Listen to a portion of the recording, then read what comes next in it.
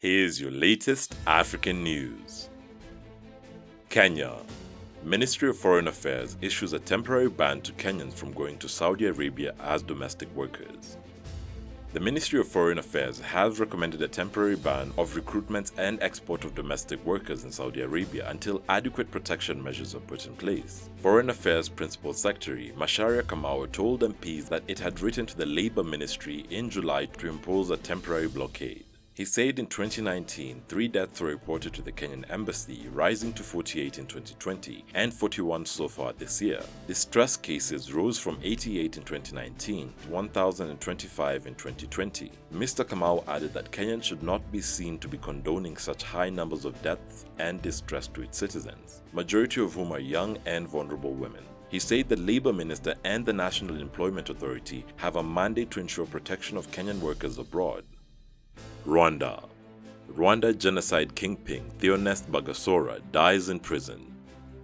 A former Rwandan army colonel who was accused of masterminding the slaughter of 800,000 people during the 1994 genocide has died in prison in Mali. Malian officials said on Saturday. Théoneste Bagosora was serving a 35-year sentence after being found guilty of crimes against humanity by the then International Criminal Tribunal for Rwanda. His sentence had been reduced from life in prison. Prosecutors accused Bagosora, then cabinet director in the Defense Ministry, of taking control of military and political affairs in the Central African country after President Juvenal Habyarimana was killed when his plane was shot down in 1994. The Tanzania-based tribunal accused Bagosora of being in charge of the troops and Interahamwe Hutu militia, who killed some 800,000 minority Tutsis and moderate Hutus in 100 days.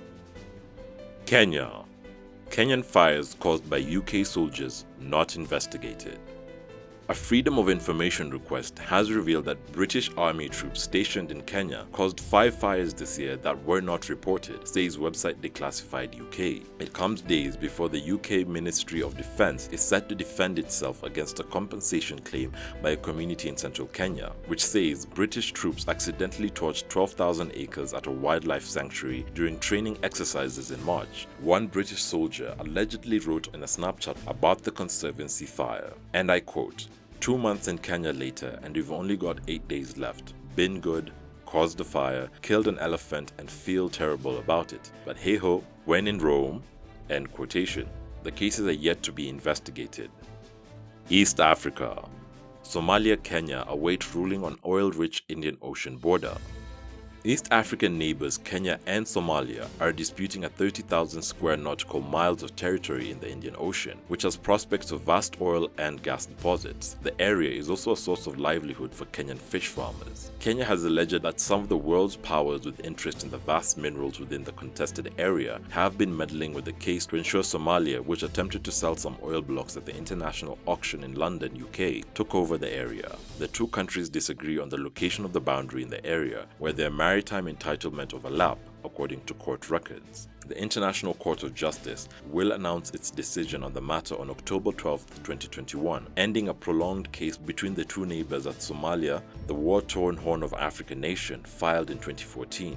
The development is expected to have a far-reaching consequence on the use of Indian Ocean waters claimed by the two nations. Uganda. Corrupt Ugandan official told to pay $5 million in compensation. A Ugandan government official has been sentenced to 40 years in prison and ordered to pay $5.4 million in compensation. The court heard Godfrey Kazinda, an accountant in the Prime Minister's office, had looted money from a program funded by foreign donors to assist communities in the north of the country who have been devastated by the Lord's Resistance Army. The total amount he was accused of embezzling was $26.4 million. 4 luxury cars and a 20-bedroom mansion belonging to Kazinda were also reportedly seized by the government. Mozambique. Kagame visits troops battling Mozambique militants. Rwandan President Paul Kagame visited the northern Mozambique province of Cabo Delgado to reaffirm the importance of collaboration between the two countries. Rwandan forces have made significant advances, capturing the jihadist main headquarters in the port city of Mocimboa da Praia last month. Rwanda was the first African country to send troops to the province, 1,000 soldiers and police officers, in July to help the Mozambican army in the northeast of the country facing increased attacks by armed groups since late 2017. they say they have liberated 90% of the province from militants, members of the Southern African Development Community have also sent troops. The Mozambican Armed Forces, which has been struggling to regain control of the province, has been reluctant to seek foreign military help but has now accepted help from its neighbors. The Southern African Regional Bloc is sending in hundreds of troops, while former colonial power Portugal is on the ground instructing soldiers. Thanks for watching.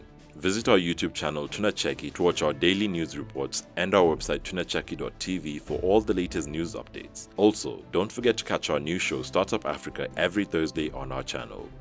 You can directly support this news series by becoming our YouTube member or becoming a Patreon. And remember, Africa is watching.